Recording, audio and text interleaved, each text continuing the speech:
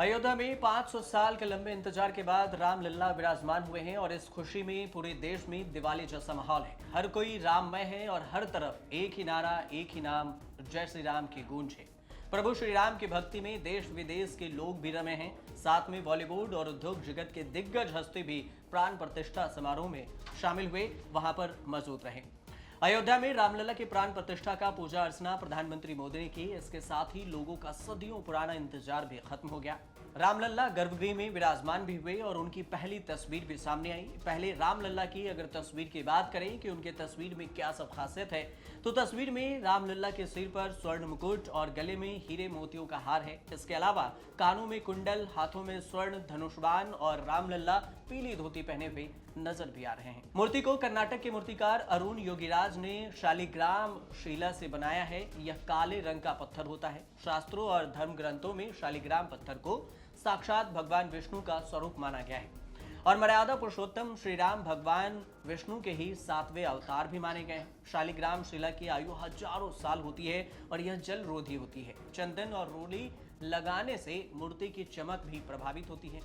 नख से शिखा तक रामलला की मूर्ति की कुल ऊंचाई 51 इंच है और वजन करीब 200 किलोग्राम। वहीं रामलला की पुरानी मूर्ति को भी अयोध्या की पंचकोसी परिक्रमा के बाद मंदिर में लाया गया। इसके बाद उस मूर्ति को भी राम मंदिर के गर्भगृह में नई प्रतिमा के साथ ही रखा गया। गर्भगृह में प्रधानमंत्री मोदी ने रामलला की पूजा अर्चना की। इसके बाद मूर्ति का अनुष्ठान पूरा किया गया। इसके बाद प्रधानमंत्री मोदी ने रामलला की आरती की। इस दौरान गर्भगृह में यूपी के सीएम योगी आदित्यनाथ, राज्यपाल आनंदीबेन पटेल और संघ प्रमुख मोहन भागवत भी वहां मौजूद रहे।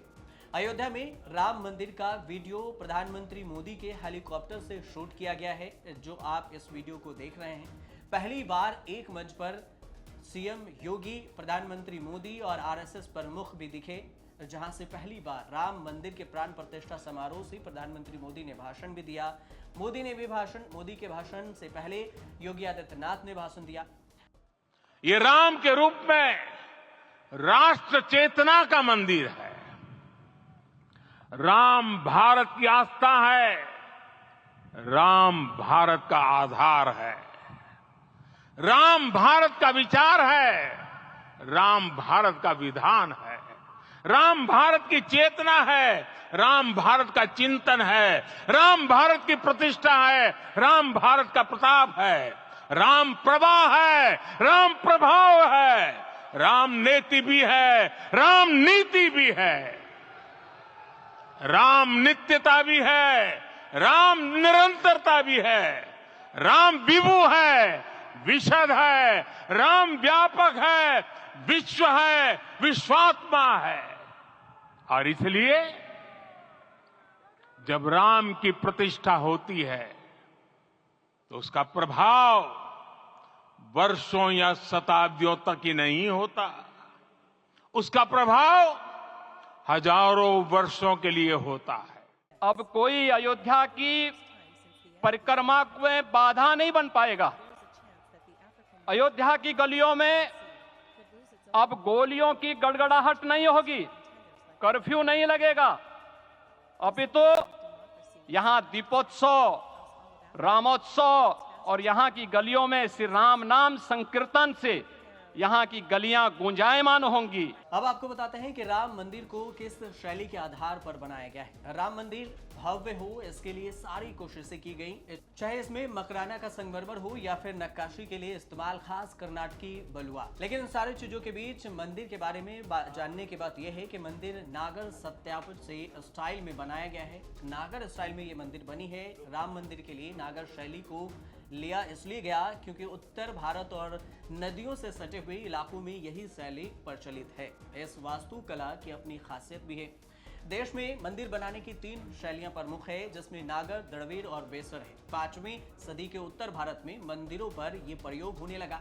इसी दौरान साउथ में द्रविड़ शैली भी विकसित हुई और नागर शैली में मंदिर बनाते हुए कुछ खास बातों का ध्यान भी रखा गया, जैसे इसमें मुख्य इमारत ऊंची जगह पर बनी हो, जैसे कोई चबूतरानुमा स्थान हो। इस पर ही गर्भगृह होता है, जहां पर मंदिर के मुख्य देवी या देवता की पूजा होती है।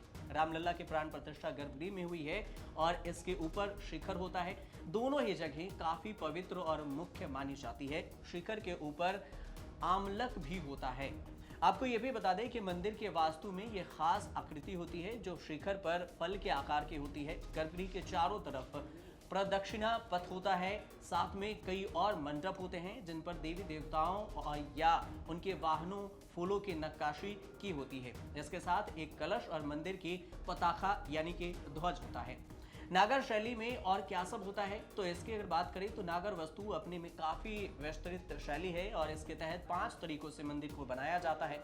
वल्लभी शैली के मंदिर में लकड़ी की छत होती है जो कि एक नीचे की तरफ घुमाए हुए दिखता है। लैतीना शैली में एक घुमावदार टावर होता है जिसमें 4 कोने होते हैं।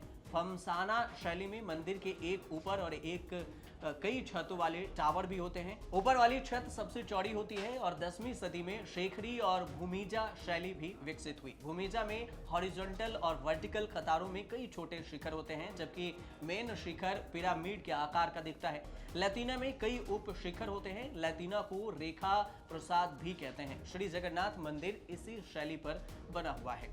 नागर मंदिर जहां खुले में बनाए जाते हैं, लंबा चौड़ा परिसर होता है। वहीं द्रविड़ शैली में मंदिर निर्माण एक बाउंड्री के भीतर होता है जिसके भीतर जाने के लिए भव्य प्रवेश द्वार होता है। आगे चलकर सभी शैलियां एक दूसरे से मिलती जुलती भी दिखाई देती है।